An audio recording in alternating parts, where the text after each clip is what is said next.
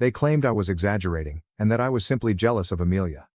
They even had the audacity to claim I was selfish for abandoning them amid a family crisis. But my grandparents saw straight through them. They severed relations with my parents and stated that they had no more desire to interact with them. It was a terrible decision, but they knew it was the correct one. I haven't communicated with my parents or Amelia since. I blocked their phone numbers and removed their texts. I don't need that much negativity in my life. Life with my grandparents is calm. They treat me with love and respect. They urge me to follow my aspirations. They make me feel like I belong. I'm entering college in the fall, and my grandparents are covering all of my expenses, including tuition, books, and a new laptop. They claim they want to give me the possibilities I've been denied for so long. I still think about my parents. I wonder whether they regret what they did and if they ever think about me. But then I remember the freedom and love I now have in my life, and I realize I made the correct decision. I'm finally free.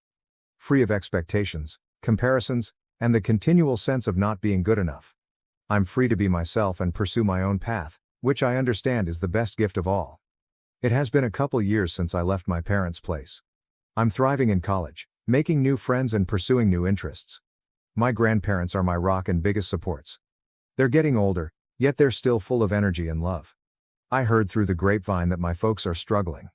They had to remortgage their home to pay for the taxi driver's lawsuit.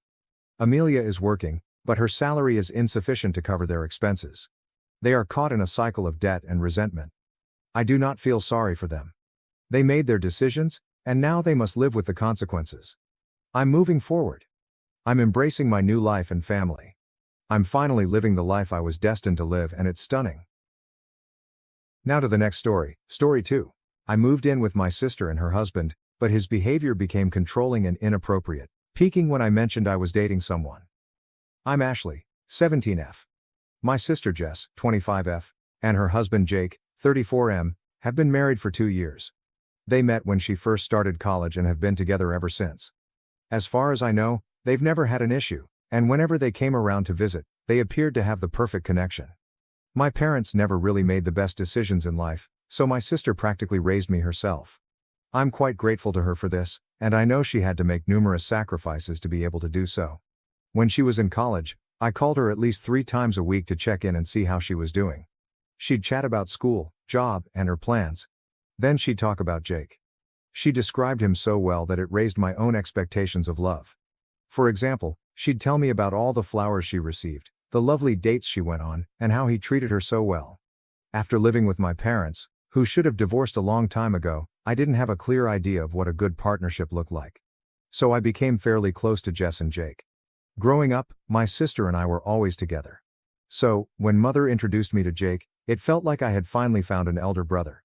Jess and Jake eventually moved in together, became engaged, and are now married. My parents kicked me out because I refused to pay the rent. I work at a luxury horse ranch, and there are a few perks. They'll let you practice on their horses, they give free lessons with a riding instructor, and overall, I just adore my job. I did not want to leave it. However, my pay isn't great, and for the amount my parents were asking for, I'd have to have a second job, or quit, to find one that pays well.